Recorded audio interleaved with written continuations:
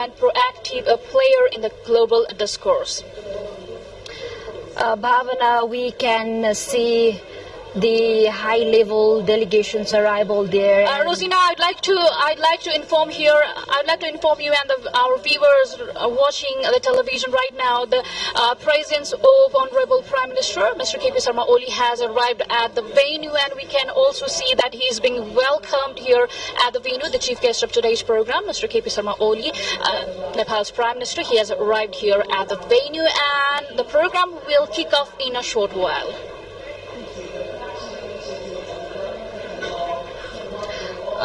Yes, Bhavana, thank you so much for that information you have provided, that Prime Minister KP Sharma Oli's arrival there. And another information we would love to dig out from you is that how many sessions the programs are scheduled for today's Sagarmatha dialogue. Rosina, there will be multiple sessions throughout the day, and I would like to inform that the event will run till 18th May, that is till Sunday, and throughout the different sessions and throughout the panel discussions, the participants, the panel discussion teams will discuss on promoting the inclusive discussions on climate change, sustainable development, peace, security, and economic cooperation. Likewise, Nepal, it is aimed to place itself as a neutral and proactive player in the global discourse while addressing the global challenges through the cooperation and diplomacy. Rosina. Thank you so much, Bhavana, for the ongoing information, ongoing sightseeing about. And Bhavana, we can see here the Prime Minister of our country, Mr. KP Sharma Oli, has entered the hall here where Sagarmatha Sambaad is said to be hosted. And with the arrival of the Honorable Prime Minister, the program is set to kick off. The inaugural session is set to kick off with the arrival of the Honorable Prime Minister. Along with the Prime Minister, we can also see the presence of the Foreign Minister, Dr. Arzu Rana Devasi, has also entered the venue, along with her, the high-level ministerial level participation and the other stakeholders of the government. Likewise, the government leaders, diplomats, academicians, and experts from the world are participating.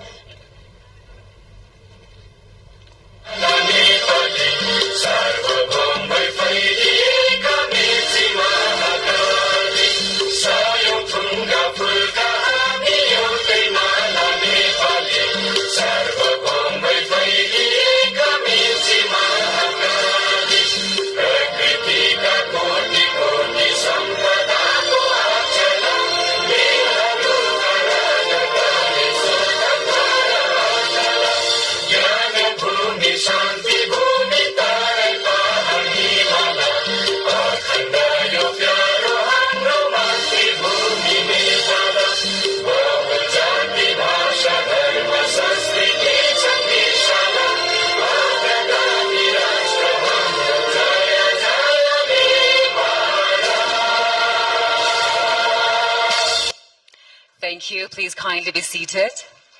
Ladies and gentlemen, it is time to unveil the Sagarmatha Sambaad banner. I have the honor to humbly request the Right Honorable Prime Minister and the Chair of Steering Committee of Sagarmatha Sambaad 2025 to unveil the Sagarmatha Sambaad banner. Also, I would like to request the volunteers for the needful assistance. Right Honorable Prime Minister, please do the honors.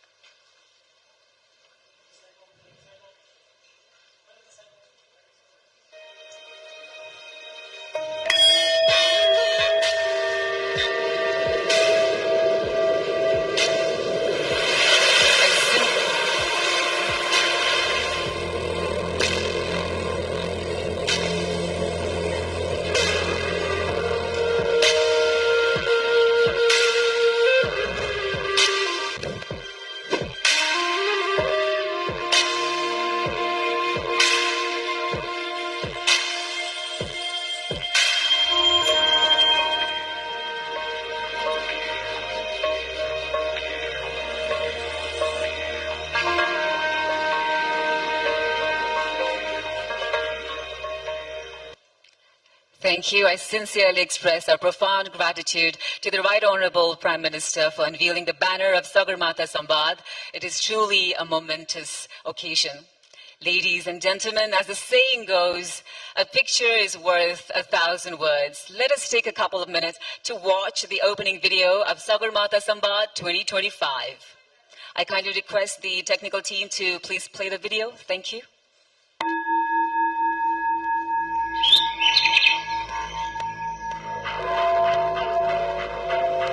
Nepal, home to the Himalayas,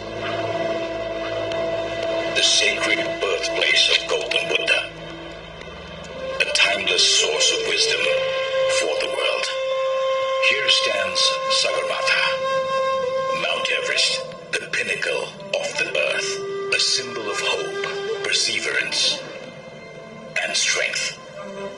For centuries, this land has believed in the power of dialogue. Today, as humanity faces unprecedented challenges, the land that carries a mantle of ancient practice of finding solutions through dialogue and listening. this legacy feels more important than ever. The world needs hope, action, resilience, and above all, the world needs dialogue. It is with this vision that we present Sagarmatha Sambaad, Nepal's permanent global dialogue platform.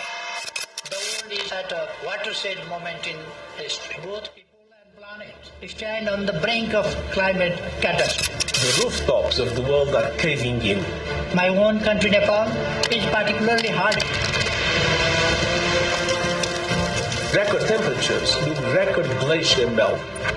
We stand as one of the most vulnerable nations in climate change and are ranked as the 20th most disaster-prone country in the world. अहिले नै आवश्यक र उचित कदम चाल्न सकिएन भने भोलिको युवा पिँढीले हामीलाई माथि गर्ने छैन। It is with the hope for climate justice that Nepal attaches great importance to the international processes on climate change. Stop the madness. The world cannot wait.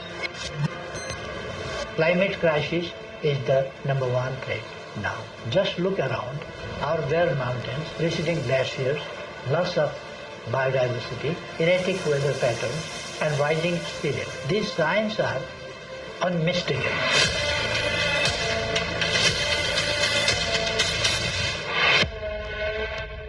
The theme of this first edition is climate change, mountain, and the future of humanity. This theme arises not just from our experience in the mountains today, but also from what we believe in and what we dream of for our shared planet. विश्व जलवायु परिवर्तनको विषयमा नेपालको योगदान शून्य जस्तै रहे पनि यस्ता जलवायुजन्य विपद तथा तापक्रम वृद्धिले नेपालको हिमाल र सुन्दरतामा निकै गहिरो आघात परिरहेको छ। This is a forum where diverse voices come together to forge a future that is not only sustainable but also fair and equitable for all, from the highlands to the islands, and from the mountain tops to the ocean shores. Let Sagarmatha Sambaad be a dialogue for solutions, for actions, and for change. The dialogue will host leaders, experts, and stakeholders and citizens from every corner of the globe. The Sambaad is for everyone, for you, and for me. Let us join together to chart the path of well-being of our people and the planet. So let the mountains meet minds. Let dialogue become action. Let's reshape policies, not just with urgency, but with equity, compassion, and long-term vision. Let's make Sagarmatha Sambaad a forum of solutions, a fountain of hope, and a force for the future. Let's build prosperous and a sustainable future for all.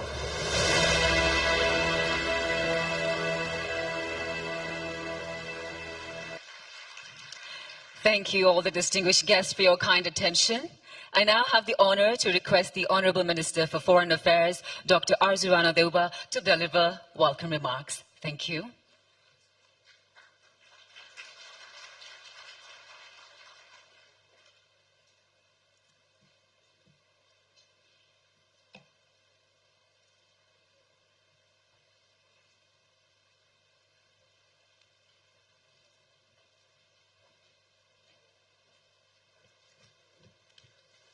Honorable, Right Honorable Prime Minister, Honorable distinguished guests, Honorable Deputy Prime Ministers, Honorable Ministers, Excellencies, distinguished delegates, friends, Namaste and good morning. It is a great privilege and honor for me to extend a welcome to you all to the opening session of the inaugural edition of the Sagarmatha Sambaad. I extend a special welcome to the distinguished dignitaries and guests who have traveled from various countries to attend this historic event. On behalf of the Government of Nepal, please accept my sincere thanks and appreciation to you for lending your valuable support to Nepal's signature initiative at fostering dialogue among nations. Sagarmatha Sambaad is inspired by the motto of Bade Bade Jayate Tattabodh. This ancient maxim enjoins us to seek truth in a spirit of debate and dialogue, and through the exchange of differing ideas and points of view. The Sambaad provides an occasion for reflection and introspection and aims to encourage meaningful conversations on matters that matter to all of us, from the mountains to the seas and from the global north to the global south. The theme of the Sagarmatha Sambaad this year is climate change, mountains, and the future of humanity. As a land of delicate mountain ecosystems, Nepal is already facing the full force of climate change. As conscientious custodians of our rivers, forests, and mountains, we contribute more than our due share to the health of the planet. However, we are forced to face a heavy and disproportionate burden of the negative impacts of climate change.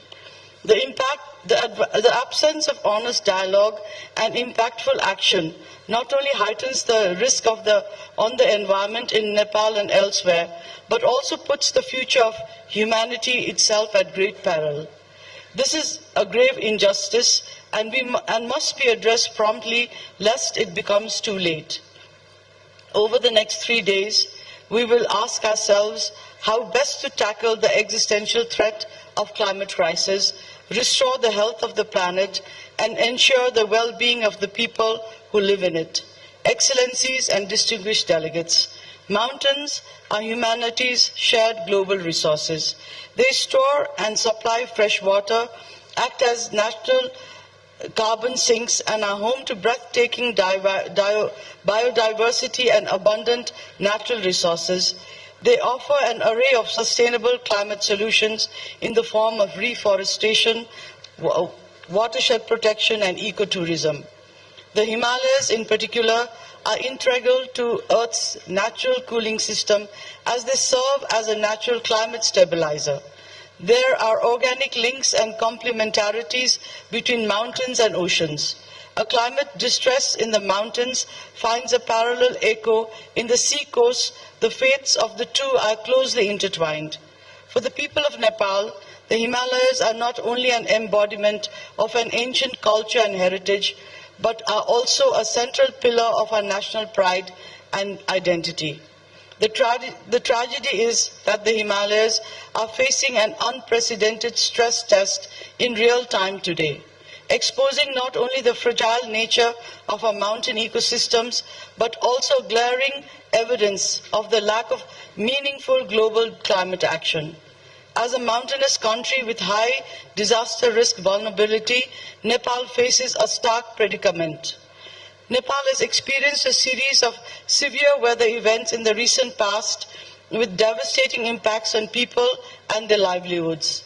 Floods and glacial lake outbursts have caused large-scale destruction and damage, and droughts, water scarcity, and forest fires have brought untold suffering to the people across the country. We are the trustees of a planet. We were fortunate to inherit whole and healthy from our forebearers. We must act now to make sure that we pass it on to our future generations, just as green, beautiful, and robust as we received from them. Excellencies, dear friends, the Himalayas are shouldering the heaviest weight of climate-induced disruption today. Our glaciers, the fragile yet timeless symbols of a healthy planet, are retreating at an alarming pace. What took millennia to form is melting away in silence just in front of our eyes. Mountain communities everywhere are especially vulnerable as they depend on nature for their daily lives. Climate-induced disasters are shaking the very foundations of their existence and livelihoods. Yet, there are incredible examples of many local communities fighting strenuously against climate change. Women, indigenous people, youth and marginalized groups, especially in mountain regions, are the gentle caretakers of our natural world. They fight on the home ground and they know how to fight a long fight. Recognizing and giving value to their local knowledge and lived experience is critical to building adaptive and sustainable communities, as is empowering them with resources and opportunities for finding sustainable solutions to an existential crisis. This cannot happen without concomitant cooperation among governments, corporations, and civil society at the international level. Excellencies, dear friends, the Atharva Veda proclaims, Mata Bhumi Putro Ham Prithviya. The earth is my mother and I am a child. Inspired by this ancient maxim, Nepal remains deeply committed to tackling climate change by aligning itself with international efforts aimed at combating climate change. As per our commitment to the Paris Agreement, we are working towards lowering emissions, exploring local climate solutions, and nurturing a sustainable and resilient earth. Nepal is committed to achieving the target of net zero greenhouse gas emissions by 2045. Hydropower, a clean form of energy, has remained Nepal's largest source of electricity. Community forestry, a natural resource management program pioneered by Nepal, has not only helped Nepal enlarge its forest cover significantly, but has also emerged as a model of participatory conservation the world over. We have embraced initiatives like the National Adaptation Program of Action, NAPA, and the Local Adaptation Plans for Action, LAPA. These empower local communities to design solutions that fit their unique needs and realities. Nevertheless, the cascading impacts of global warming and climate change far exceed our capacity and resources to mitigate them. We call for predictable and adequate climate finance as we require greater resources to implement our national and local adaptation plans. Climate change is a global crisis transcending national boundaries. Nothing less than a global alliance based on justice and solidarity can hope to make a dent on the existential crisis that climate change brings in its wake. Thus, we call for a sufficient and effective loss and damage fund that can be easily accessed by countries in crisis. Nepal has therefore been consistently at the forefront of advocating for climate justice in international forums and multilateral institutions. It is essential that the world acknowledges the vulnerabilities of countries like Nepal and supports targeted mitigation and adaptation strategies through the provision of climate finance, adaptation support, and technology transfer.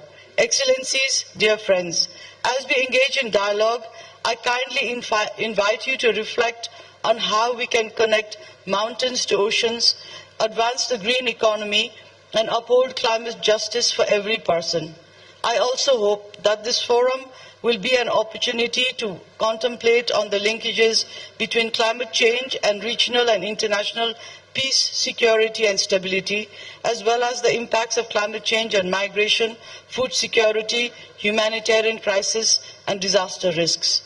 I hope this dialogue will help spark fresh ideas, foster cooperation, and mobilize greater political will in combating the specter of climate change and the existential threat to the future of humanity. I call upon all dignitaries and participants to walk with us in making this Sambaad a great success. I once again extend a warm welcome to all of you to the first edition of the Sagarmatha Sambaad. Thank you and welcome. Thank you, Honorable Foreign Minister, for the warm welcome remarks. and also shedding light upon the program and objectives of Sagarmatha Sambaad. Distinguished guests, ladies and gentlemen, I now have the honor to call upon this stage His Excellency Mr. Mukhtar Babayev, COP29 President and representative of the President of the Republic of Azerbaijan on climate issues for the keynote speech. Thank you.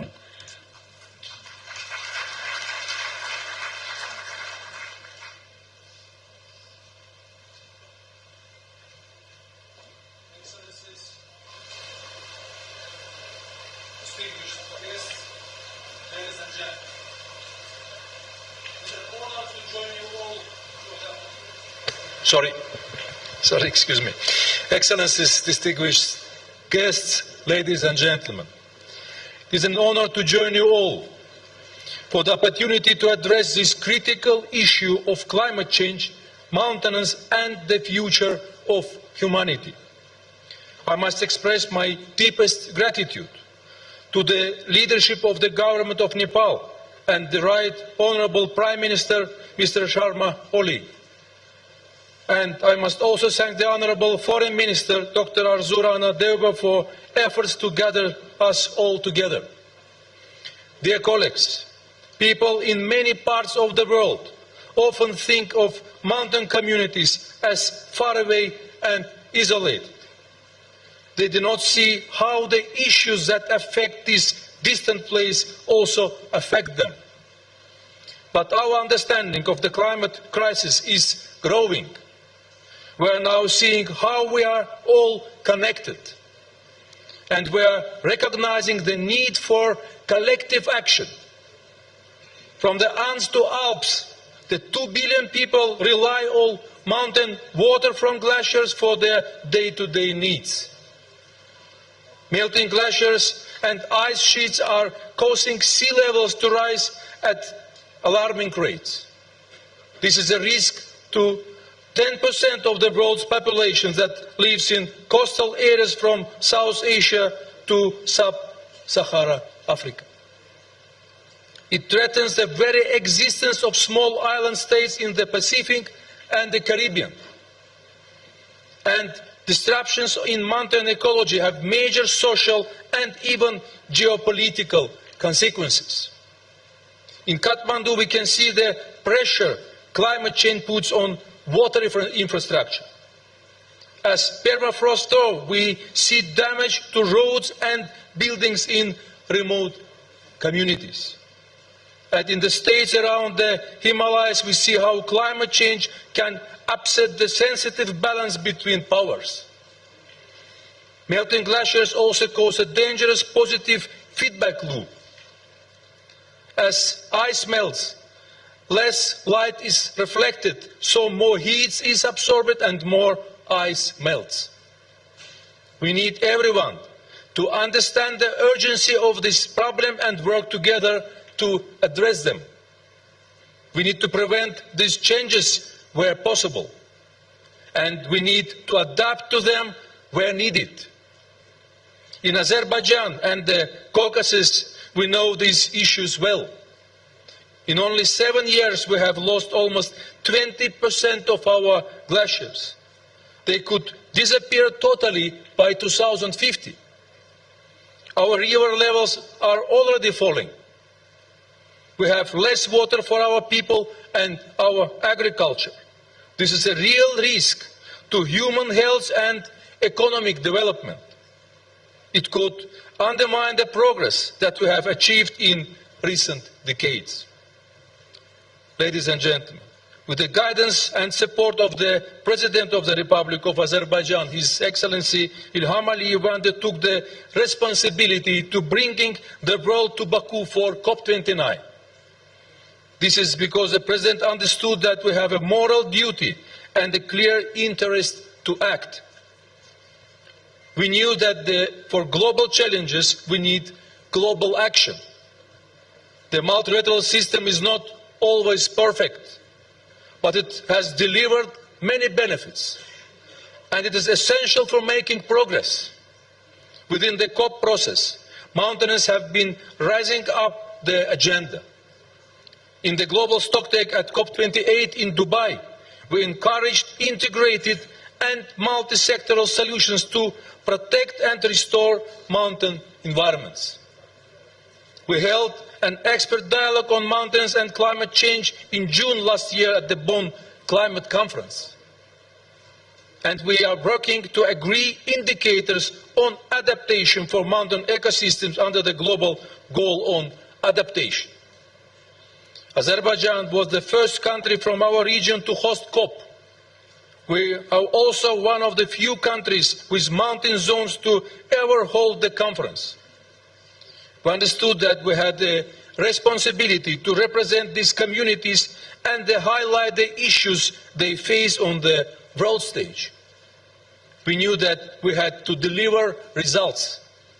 First, we wanted to enhance ambitions. We got over 70 countries to endorse the COP29 Declaration on Water for Climate Action. They resolved to promote partnership and dialogue, strengthen specific understanding, scientific understanding, and enhance water-related climate policies. And to launch the Baku Dialogue on Water for Climate Action to ensure COP-to-COP continuity and regional cooperation. This dialogue will develop actionable pathways for early warning systems, climate resilience, infrastructure, and scaling nature-based solutions, amongst other outcomes. We invite everyone to join the declaration and the dialogue. We will hold a preliminary meeting in Bonn this June before the first meeting of the dialogue platform at COP30 in Belém. We look forward to seeing you all there. Next, finance was at the center of the COP29 presidency's vision to enable action. We brought stakeholders together to mobilize money for mountain communities. We hosted the Asian Development Bank, the Green Climate Fund, governments, development partners, and the private sector to launch the Glaciers to Farms initiative. These projects will mobilize up to $3.5 billion for investment in water, agriculture, and communities threatened by glacier melt and fragile mountain regions. We also got the Loss and Damage Fund up and running. The fund now has an executive director who can open an office, get a bank account, hire staff, and start approving projects. This will be a critical resource to support communities that face irreversible consequences from glacier melt. But we knew we had to go even further. Finance was at the heart of the negotiations in Baku. The COP29 presidency's top negotiating objective was a new climate finance goal to support the developing world for the next 10 years. It has never going to be easy. Under the UN, we had never set out to establish a goal like this. We had to bridge divides on the underlinked issues of structure, contributors, and quantum. And we saw a clear demand for strong qualitative elements that would help reshape the global financial architecture. It was a complex negotiation where nothing was agreed until everything was agreed. As anyone who has climbed Sagarmatha knows, the wind blows strongest on the top of the mountain. It would get tough as we entered the final stages, but we were determined to reach our objective. When a target of $250 billion was initially suggested, we were clear that we needed to go further. We needed a goal that was fair and ambitious. We refused to close a conference. We held everyone back from leaving. And in very final moments, we landed a deal on the COP29 Baku finance goal. This tripled the previous goal with a pledge to mobilize at least $300 billion per year to the developing world by 2035. This is the largest ever financial goal to come from the UN process, turning billions 2 trillion. It will send a strong signal to the financial markets, provide greater certainty for long-term planning, help build trust and momentum for collective action, and set a benchmark to hold us all to account. But most critically, it will fund action. It will catalyze finance for more clean energy projects. This will reduce emissions to help prevent the worst effects of climate change on mountainous regions. It will mobilize public money for climate-resilient infrastructure. And it will help to support communities that face irreversible loss and damage. Dear colleagues, ladies and gentlemen, we understand that the goal was not everything for everyone. The COP29 presidency pushed for the highest possible level of ambition. But we were realistic that the public sector could not deliver the full scope of the developing world's needs. That's why we included for call of all actors to step up, and countries tasked the Azerbaijani and Brazilian COP presidencies to set out the Baku to Belém roadmap for how we could reach $1.3 trillion a year by 2035. We must now focus on implementation. The COP29 presidency will remain active to ensure that donors deliver their promises. We will hold governments to account to make sure that they mobilize the $300 billion they pledged in Baku. We are calling on them to make early progress on past promises. This means doubling adaptation funding by the end of the year compared to 2019 levels. And it means tripling the outflows from the official UN climate funds by 2030. For example, this includes more resources for the Green Climate Fund that supported the Glaciers to Farms initiative at COP29. Next is a critical year to enhance ambition in national climate plans. We need to deliver the plans for how we will reduce emissions, known as a nationally determined contributions. We want everyone to produce national adaptation plans for how we will prepare for the consequences of climate change. And as we set out at the COP29 Declaration of Water for Climate Action, we encourage everyone to integrate water into these plans and climate policies. As a developing country, Azerbaijan understands how challenging it can be to develop these plans. We have worked with the UN Secretary General and the whole UN system to make sure that support is available for everyone who needs it. We hope that countries will take advantage of it. We also want to remind everyone of the benefits of producing these plans, because these plans can serve as green lights for green investment, setting targets and timelines, highlighting priority sectors and industries, and demonstrating governments' commitment to action will send strong signals. These signals will attract and guide investment from both international donors and the private sector. They can be a useful roadmap for how we deploy the $300 billion a year that was pledged in Baku. Ladies and gentlemen, in a world full of distractions and competing priorities, we need to maintain focus and momentum.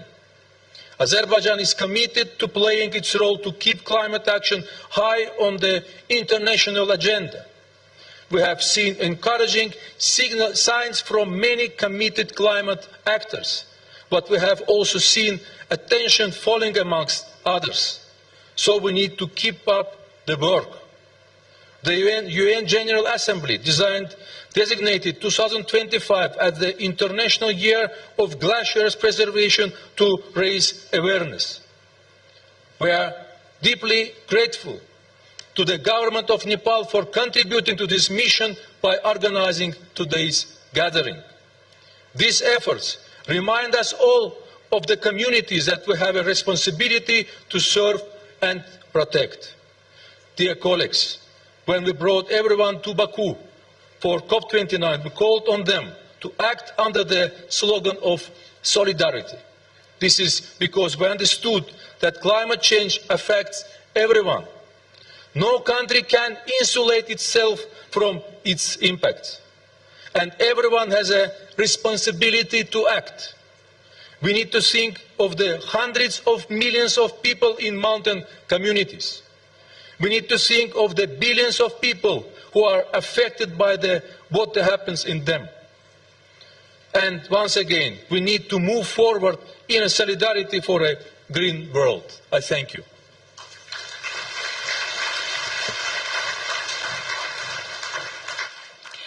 Thank you, Excellency, for your keynote speech highlighting the key issues of common interest and concern. Ladies and gentlemen, may I now have the honor to invite His Excellency Shri Bhupender Yadav, Minister of Environment, Forest and Climate Change of the Government of India, for this statement. Thank you.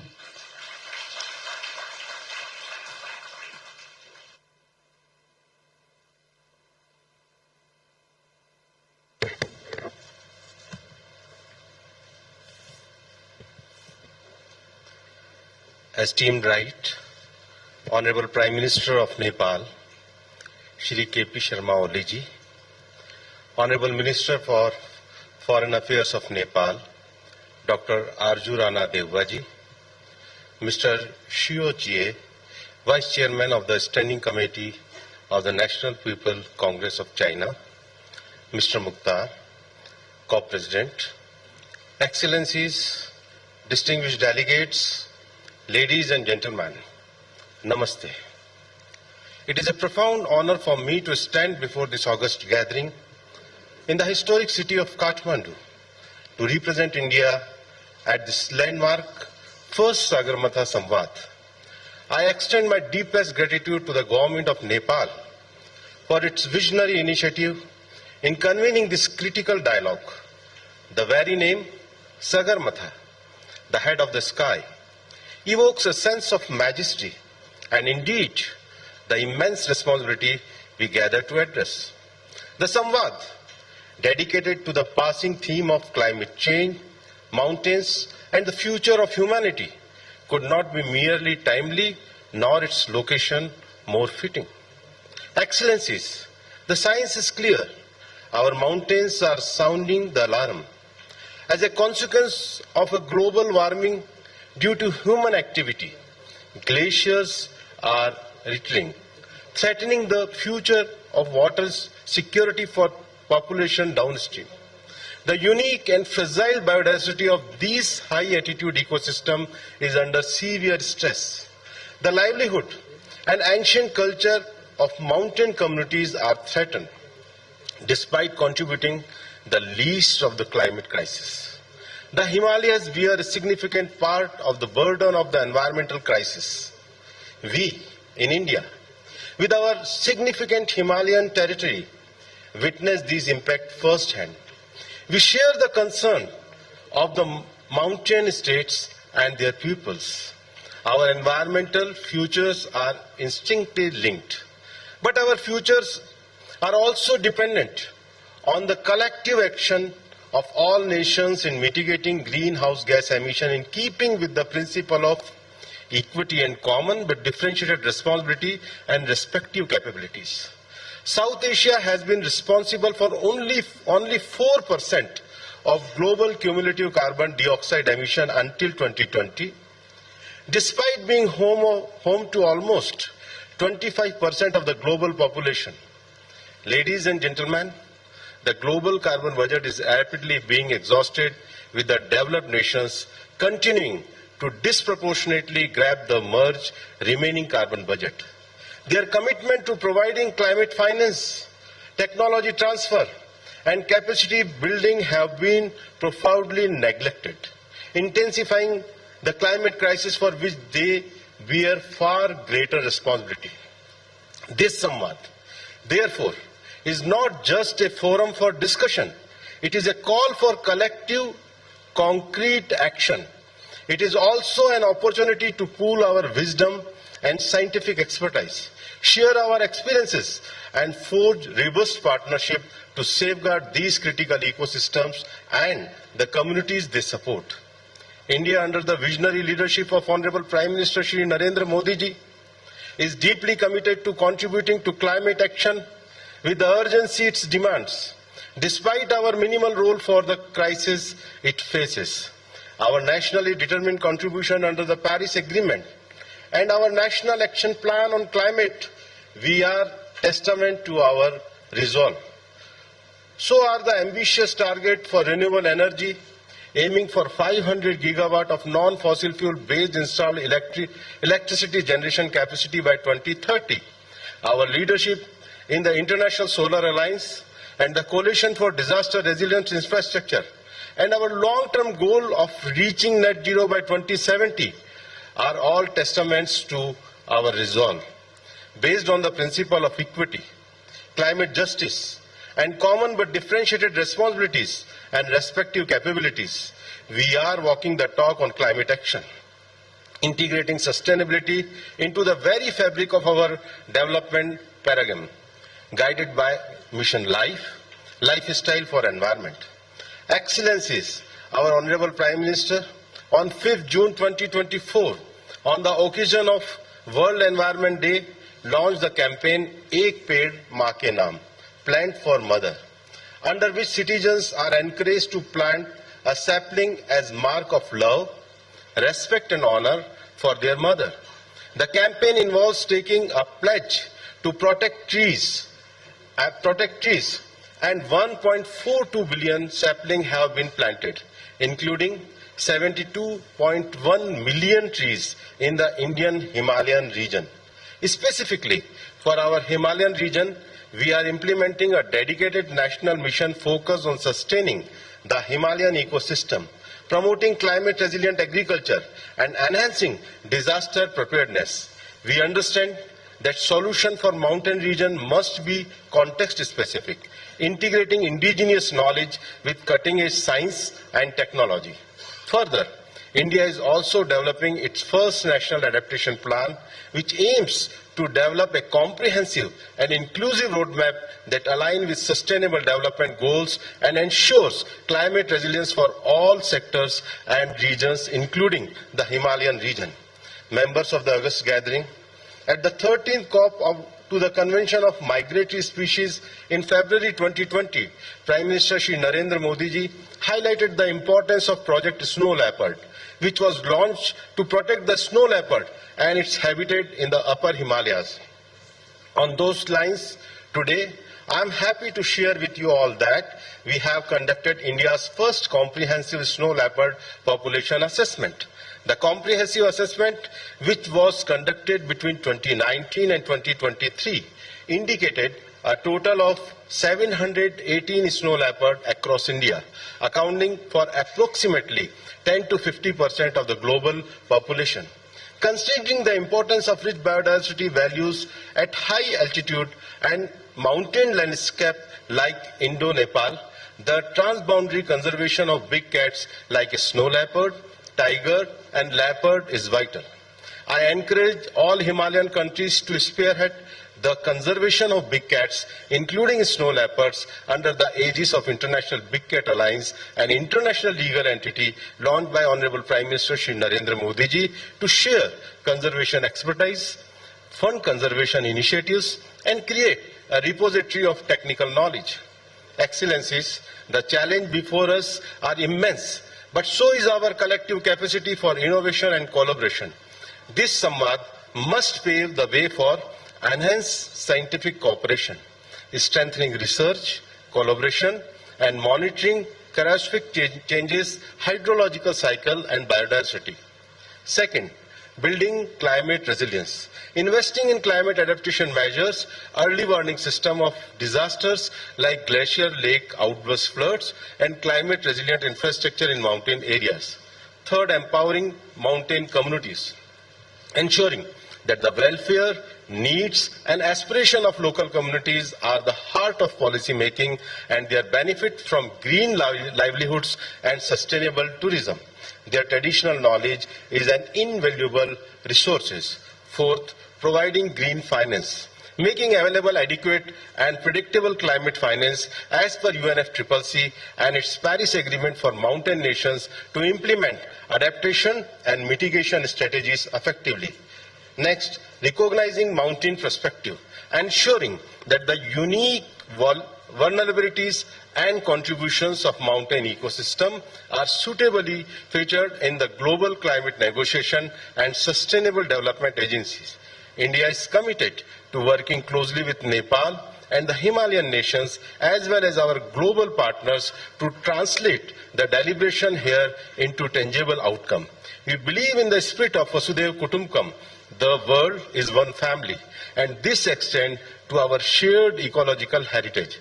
I am confident that the rich discussion over the next few days, graced by the presence of so many esteemed experts and leaders, will chart a clear path forwarding.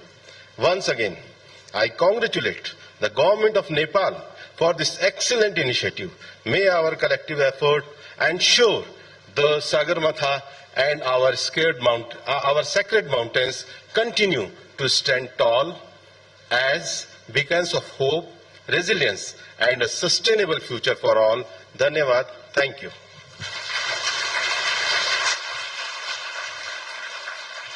Thank you, Excellency, for this statement on behalf of the Government of India.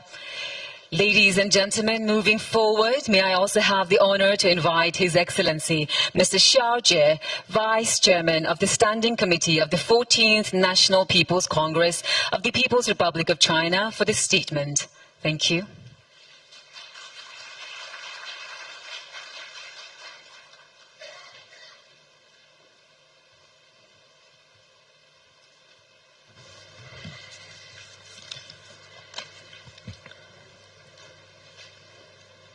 尊敬的李奥总理，尊敬的各位嘉宾，女士们、先生们、朋友们，大家好！很高兴和大家相聚在美丽的加德满都，共同出席首届珠穆朗玛对话。世界最高峰珠穆朗玛峰是中尼友谊的象征，也是全球生态安全的晴雨表。作为共享珠峰的友好邻邦，中方积极支持尼泊尔政府主办珠穆朗玛对话。以气候变化、山脉和人类的未来为主题，为地区国家乃至全世界就应对气候变化问题凝聚共识、携手行动，搭建新的重要平台。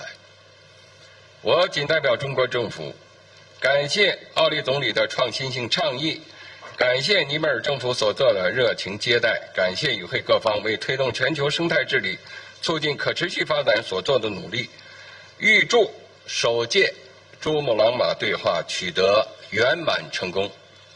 Right Honorable Prime Minister Sharma Oli, distinguished guests, ladies and gentlemen, friends, good morning.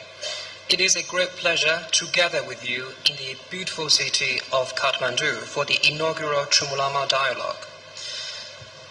Mount Chumulangma, the pinnacle of the world, stands as a symbol of China-Nepal friendship and a barometer of global ecological health.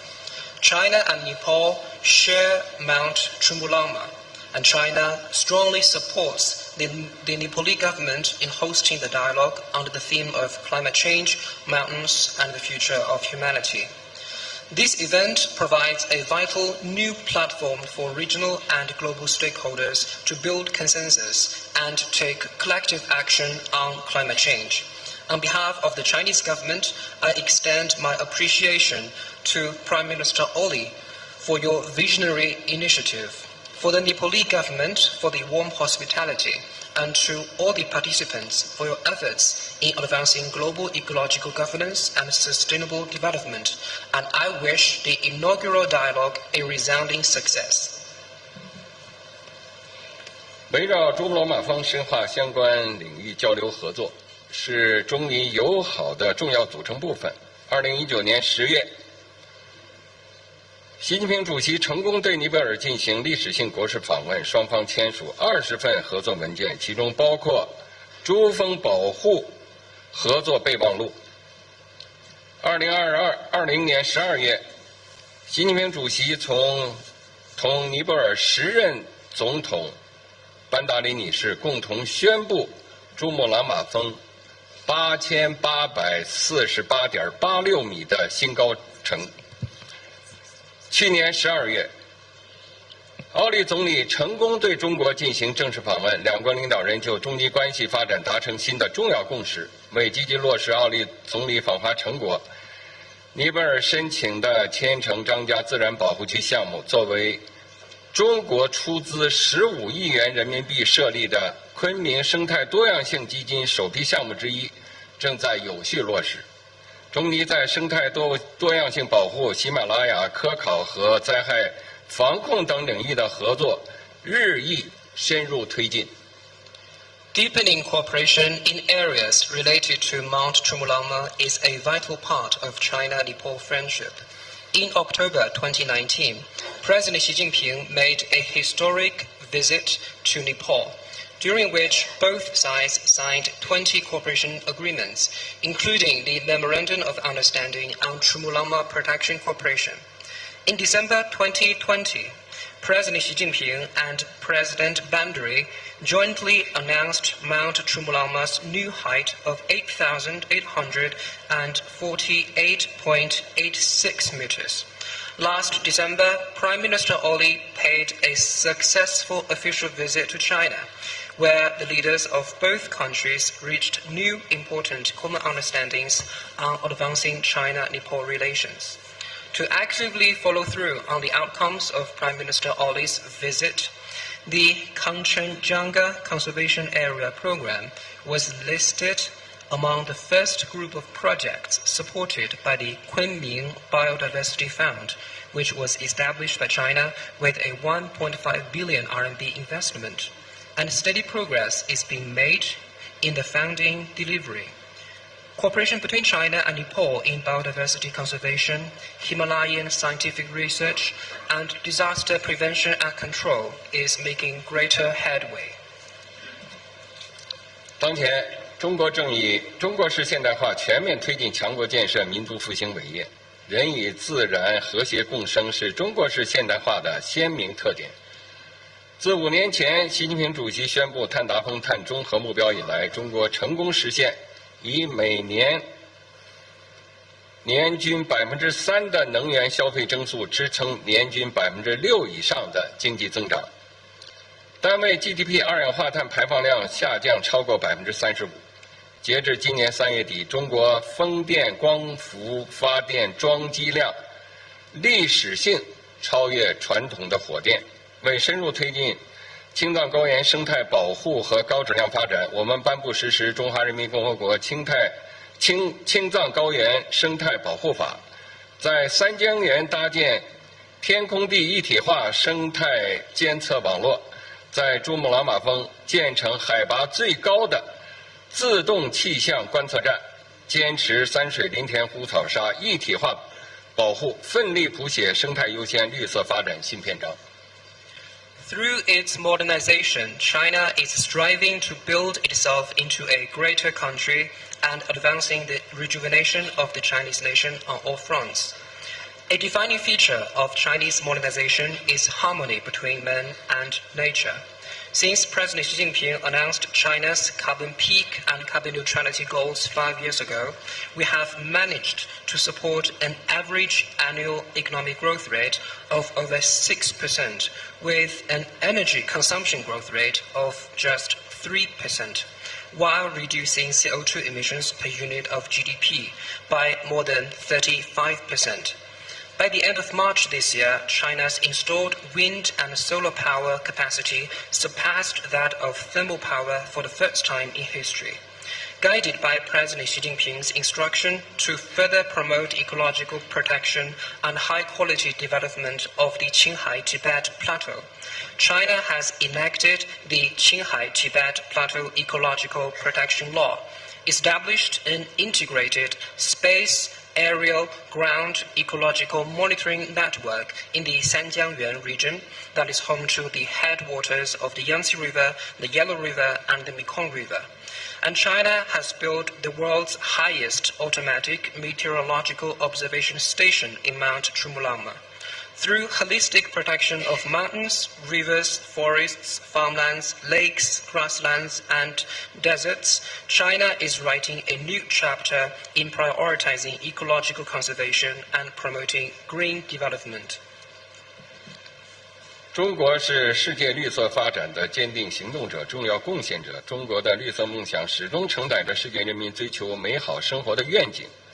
巴黎协定达成10年来，中国在习近平主席生态文明思想指引下，贡献了全球1/4的新增绿色面积，构建起全球最大、发展最快的可再生能源体系，建成全球最大、最完整的新能源产业链。中国是全球最大清洁技术出口国，推动全球风电和光伏发电成本分别下降超过60%和80%。中国已同42国家签署气候变化南南合作谅解备忘录，为120多个发展中国家提供1万余名绿色低碳人才培训名额。2016年以来，中国提供并动员项目资金超过1770亿元人民币，有力支持发展中国家，特别是小岛屿国家和最不发达国家应对气候变化。China is a steadfast actor and contributor to global green development. China's green dream embodies the aspirations of people worldwide for a better life. In the decade since the adoption of the Paris Agreement, guided by Xi Jinping's thought on ecological civilization, China has contributed 1/4 of the world's newly added area of afforestation. China has established the largest and fastest growing renewable energy system globally and developed the world's largest and most complete new energy industrial chain. As the largest exporter of clean technology, China has driven down the costs of global wind power and photovoltaic power by over 60% and 80% respectively. China has signed Memorandum of Understanding on South-South Cooperation on Climate Change with 42 countries and provided over 10,000 training opportunities for green and low-carbon development programs to more than 120 developing countries. Since 2016, China has provided and mobilized over 177 billion RMB in project funding to support fellow developing countries, particularly small island countries and least developed countries, in their climate response. 女士们、先生们、朋友们，人与自然是生命共同体，山脉与人类未来紧密关联。面对到2100年新都库什、喀拉昆仑、喜马拉雅山系预计将失去1半冰川量的现实危机，面对个别国家再度毁约退勤的单边主义逆流，全球生态治理的严峻性、复杂性、不确定性愈加突出。习近平主席指出，国际社会要以前所未有的雄心和行动，共商应对气候变化挑战之策，共谋人与自然和谐共生之道。本着这一精神，我愿就应对气候变化、共护人类未来分享3点建议。Ladies and gentlemen, friends, man and nature are a shared community of life, and mountains are closely tied to our future. In the face of the stark reality that the Hindu Kush Karakoram Himalaya mountain range is projected to lose half of its glacier by 2100, and amid a certain country's unilateralist moves to willfully withdraw from treaties and organizations, the urgency, the complexity, and uncertainty of global ecological governance has become increasingly evident. President Xi Jinping stressed that the international community needs to come up with unprecedented ambition and action to discuss ways to tackle climate change and find a path forward for man and nature to live in harmony. In this spirit, I wish to share 3 proposals for addressing climate change and protecting our future. 第一，践行人类命运共同体理念，打造珠穆朗玛峰地区生态安全网。珠穆朗玛峰地区是全世界气候变化最敏感的区域，冰川消融，灾害频发，淡水告急，地区山地国家首当其冲。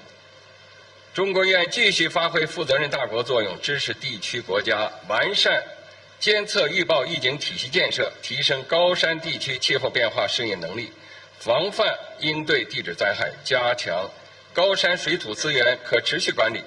中国愿继续为激发世界气象组织第3级区域气候中心网络、昆明、蒙特利尔全球生物多样化框架等平台机制效能贡献力量，推进实施应对气候变化南南合作10百千倡议，为发展中国家办好能力建设培训班。First, it is important to act on the vision of a community with a shared future for mankind and build an ecological security network in the Mount Chumulama region.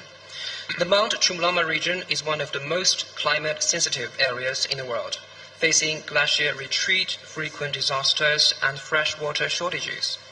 With mountainous countries in the region bearing the brunt, China will continue to act as a responsible major country, support regional countries in improving their monitoring, forecasting, and early warning systems, enhancing climate change adaptation in high-altitude areas, preventing and coping with geological disasters, and strengthening sustainable management of water and soil resources in mountainous regions.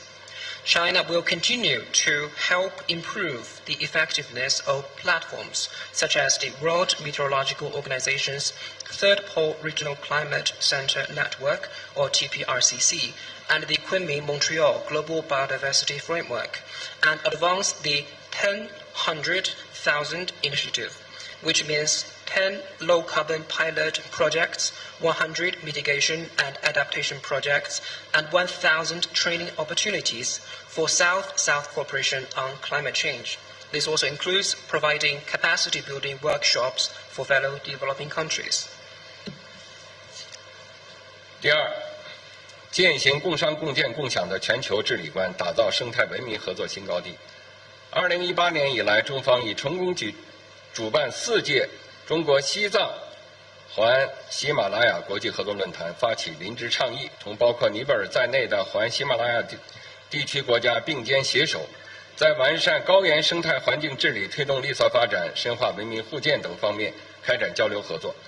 中方愿继续积极探索珠穆朗玛对话和环喜马拉雅国际合作论坛对接协同，守护好世界屋脊，保护好人类共同家园。今年10月，中国将在加德满都同尼方共同举办环喜马拉雅地球系统科学国际大会，共商气候变化与人类活动双重影响下的地球系统的应对之策，欢迎各国朋友积极参加。Second, it is important to act on the global governance philosophy of extensive consultation and joint contribution for shared benefit, to create a new shining example on jointly building an ecological civilization.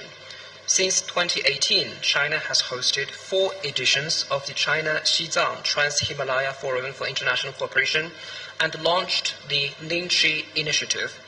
China worked with Nepal and other countries in the Trans-Himalaya region to advance exchanges and cooperation in improving ecological governance on the plateau, promoting green development and deepening mutual learning among different civilizations. China stands ready to explore synergies between the Chumulama Dialogue and the Trans-Himalaya Forum for International Cooperation to safeguard the roof of the world and protect our shared home.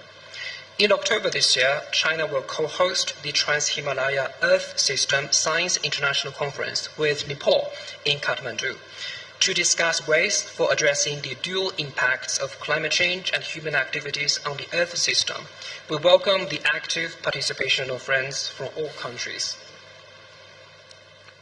第三，践行真正的多边主义，打造全球气候治理新图景。尽管个别大国热衷单边主义、保护主义、霸权主义，对国际规则和国际秩序造成严重冲击，但中国积极应对气候变化的行动不会放缓，促进国际合作努力不会减弱，推动共建地球生命体的实践不会停歇。应对气候变化是全人类共同的事业，唯有坚定维护联合国气候变化框架条约以及巴黎协定的主渠道地位，秉持共同但有区别的责任原则，各尽所能，团结协作，才能共同应对挑战。发达国家应当履行义务，落实承诺，切实向发展中国家提供资金、技术和能力建设支持。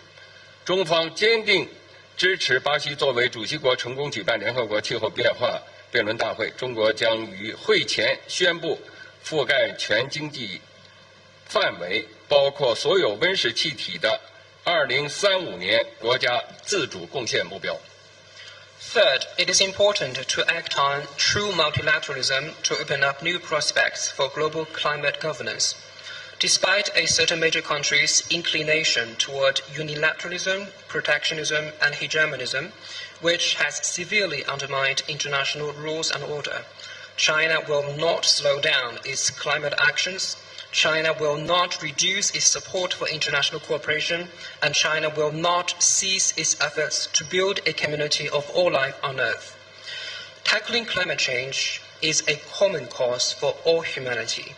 We must firmly uphold the central role of the UNFCCC and its Paris Agreement, adhere to the principle of common but differentiated responsibilities and respective capabilities, and work together as one.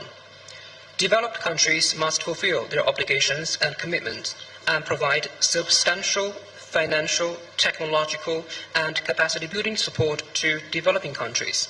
China firmly supports Brazil in hosting the COP30 climate conference in Belém, and China will announce its 2035 NDCs covering all economic sectors and all greenhouse gases before the conference.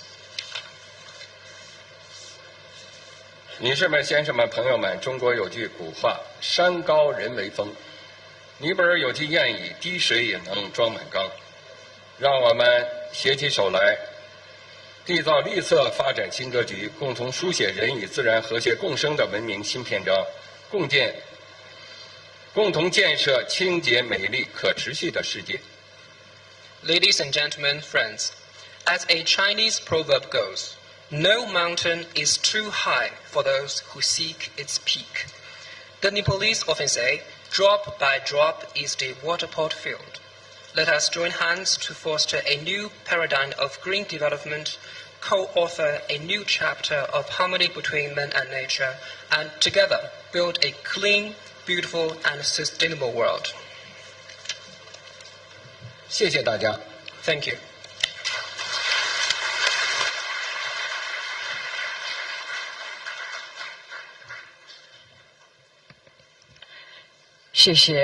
Thank you, Excellency, for the statement on behalf of Government of the People's Republic of China. Distinguished guests, ladies and gentlemen, we now have received a video message for the Sagarmatha Sambaad from His Excellency, Mr. Antonio Guterres, Secretary General of the United Nations. I now would like to request our technical team to play the video message. Thank you.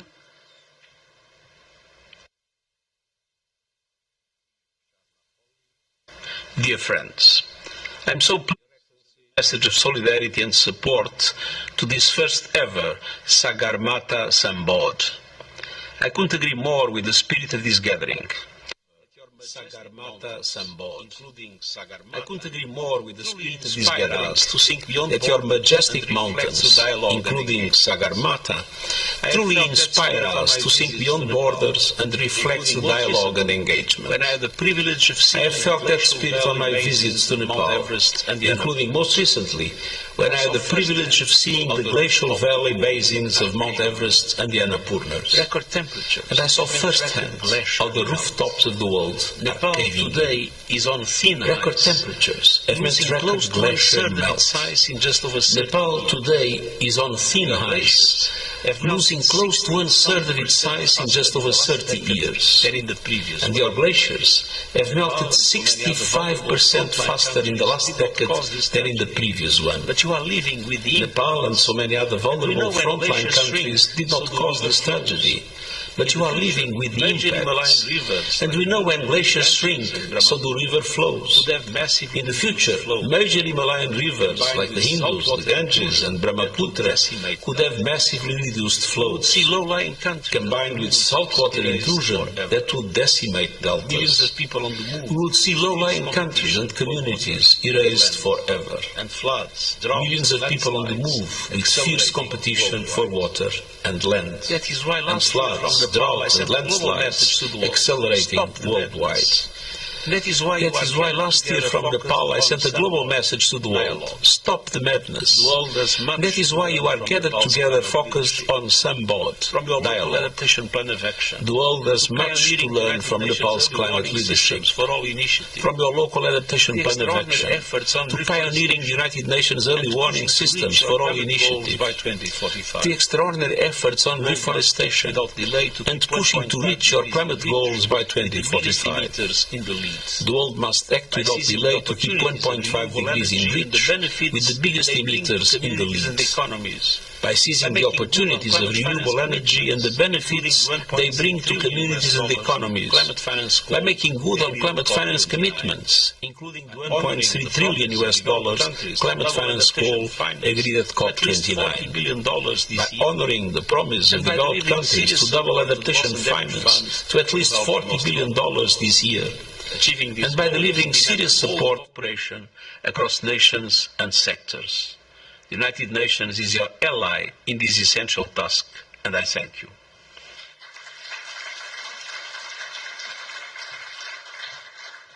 Ladies and gentlemen, we wish to thank His Excellency Secretary General of the United Nations for his thoughtful video message.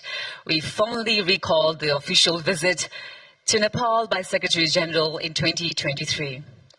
Ladies and gentlemen, now I have the honor to humbly request the Right Honorable Prime Minister to officially unveil the Nepal government's NDC 3.0. So to do the honors, I'd like to request Right Honorable Prime Minister to please come up on stage. Thank you.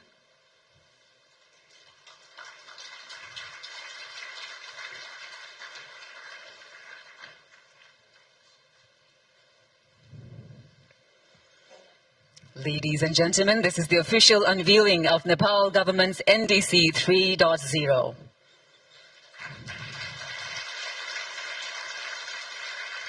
And also to officially hand it over to the COP29 President, His Excellency Mr. Mukhtar Babayev. I'd like to kindly request, sir, to please come up on the stage. Thank you.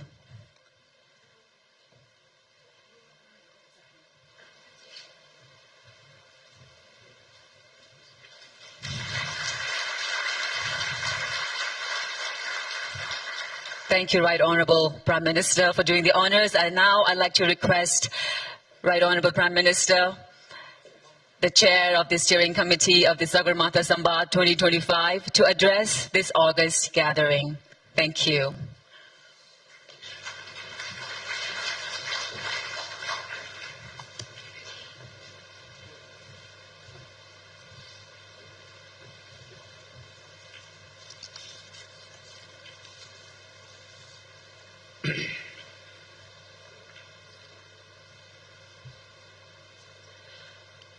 Honorable Ministers, esteemed guests, Excellencies, distinguished delegates, ladies and gentlemen. Good morning and namaste. It is both a deep honor and a heartfelt privilege to welcome you to the inaugural edition of Sagarmatha Sambaad. This is Nepal's Global Dialogue Initiative, a platform for thoughtful reflection, for principled engagement, and for addressing the most urgent challenges of our time. Today, the line between local and global has all but vanished. What happens in one corner of the world echoes across the rest. The fire that rages in one land darkens the skies of others. The melting of distant glaciers shifts the rains, floods the fields, and passes the plains far away. The decisions of a few can shape the destiny of many. It is within this deeply interconnected reality that the Sagarmatha Sambaad was born. A space for honest dialogue, for shared wisdom, for collective action. We have named it after Sagarmatha, the highest point on earth.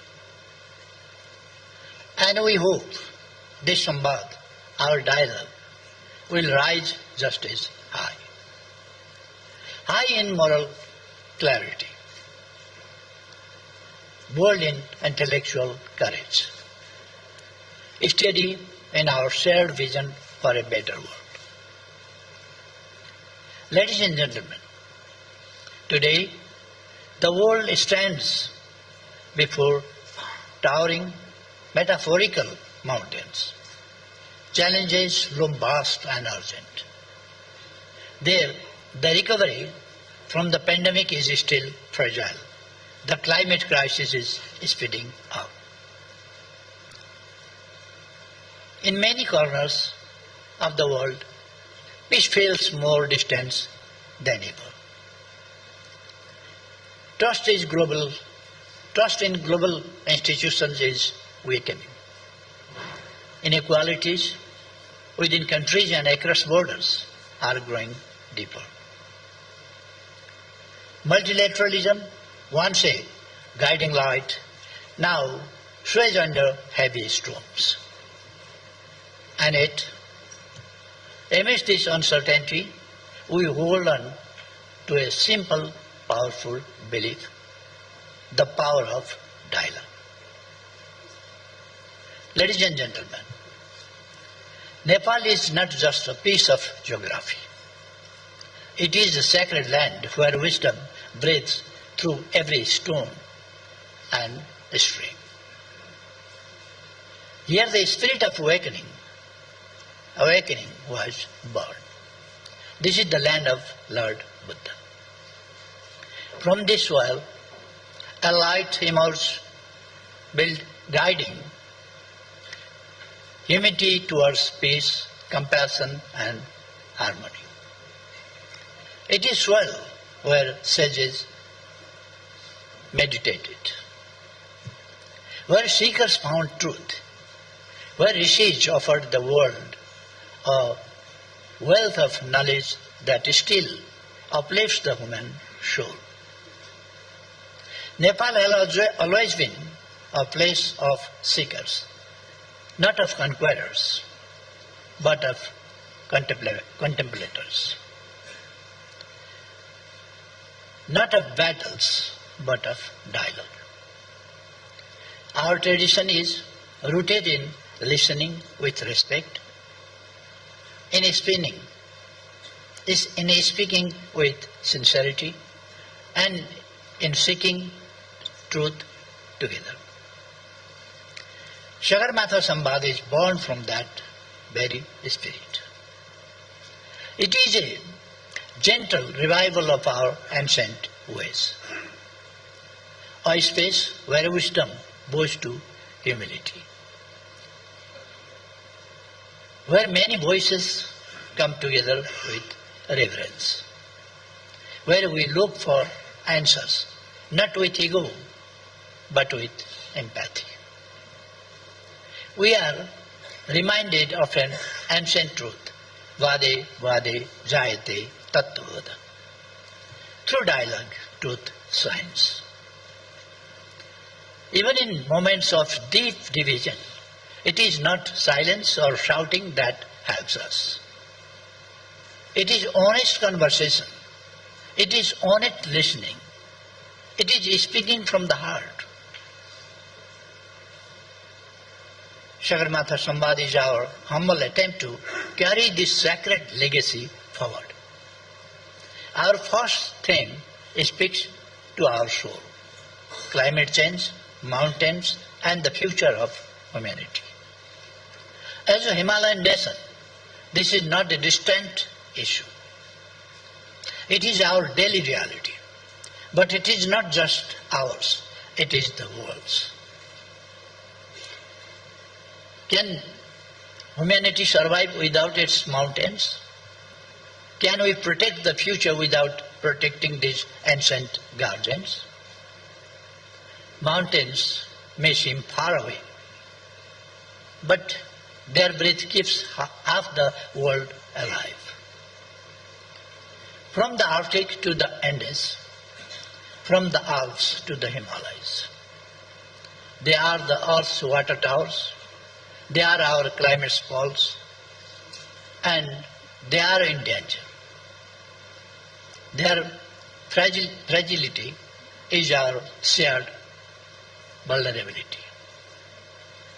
From the lap of Sagarmatha, the world's highest peak, we send this message loud and clear. To protect the mountains is to protect the planet. To protect the mountains is to protect our seas. To protect the mountains is to protect humanity itself. Let this Sambaad be not just a dialogue, but a determination. A determination to listen, to act, and to work together towards a gentler, wiser, and more compassionate world.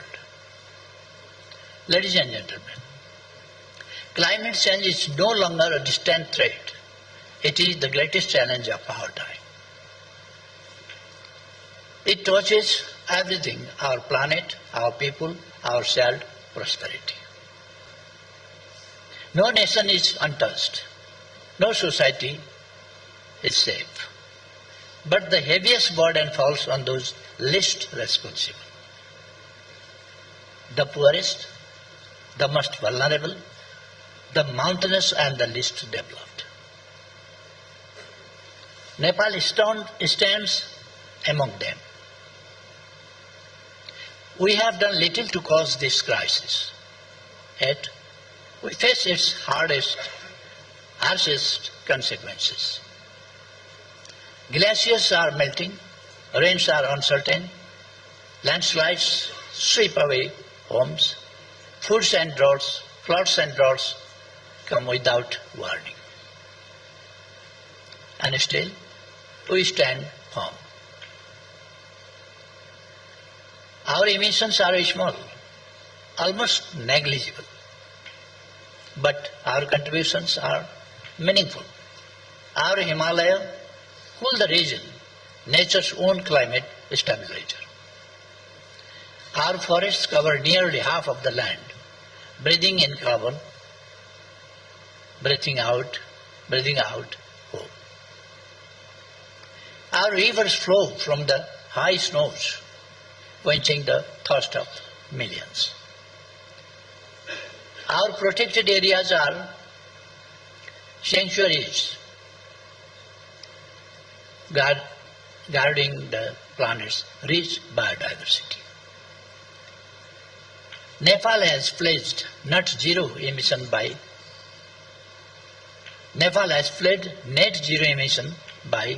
2045, 5 years ahead of the global target. We are advancing adaptation plans. We are greening our economy. We are weaving sustainability into our national vision. Yet we cannot do it alone.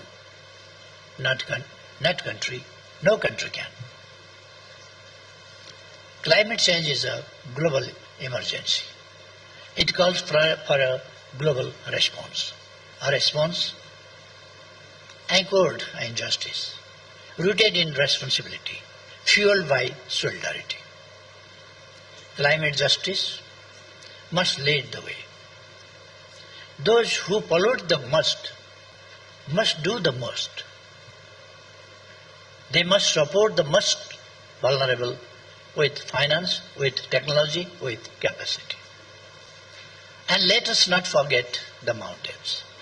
Too often, they are ignored in global terms, yet they regulate climate. They store water. They recharge the land they cradle life. When mountains fall, valleys suffer, rivers dry up, crops fail, oceans rise, lives unravel. The Himalaya, our third pole, are warming faster than the global average. Glaciers are vanishing. Glacial lakes are swelling. Millions downstream are at risk. We need a bold, integrated vision, a mountains to oceans approach.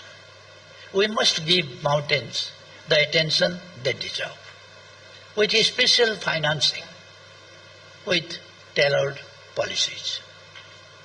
We must invest in clean energy, grow climate-resilient crops, uplift women and youth, and protect those forced to move.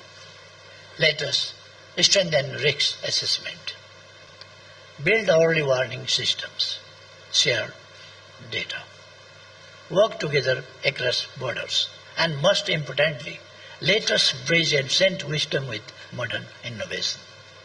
This is how we build resilience.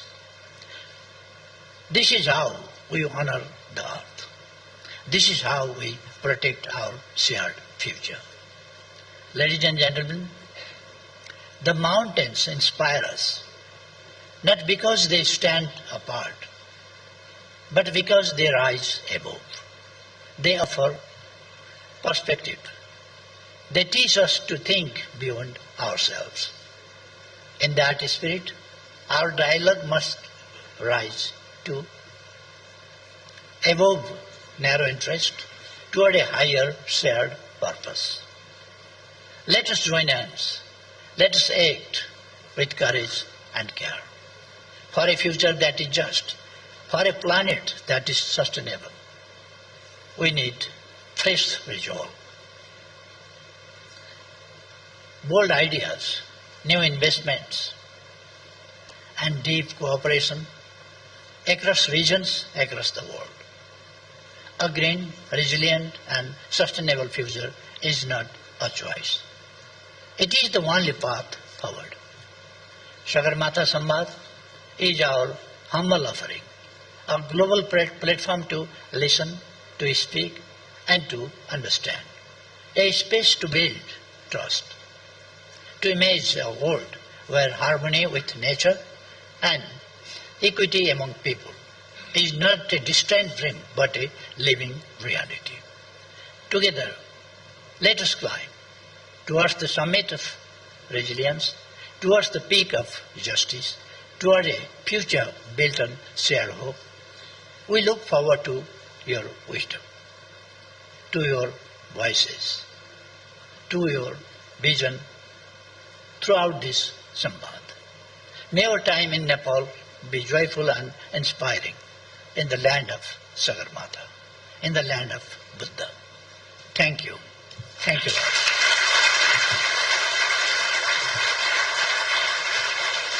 We are deeply grateful to Right Honourable Prime Minister for his insightful address and inspiring vision, ladies and gentlemen.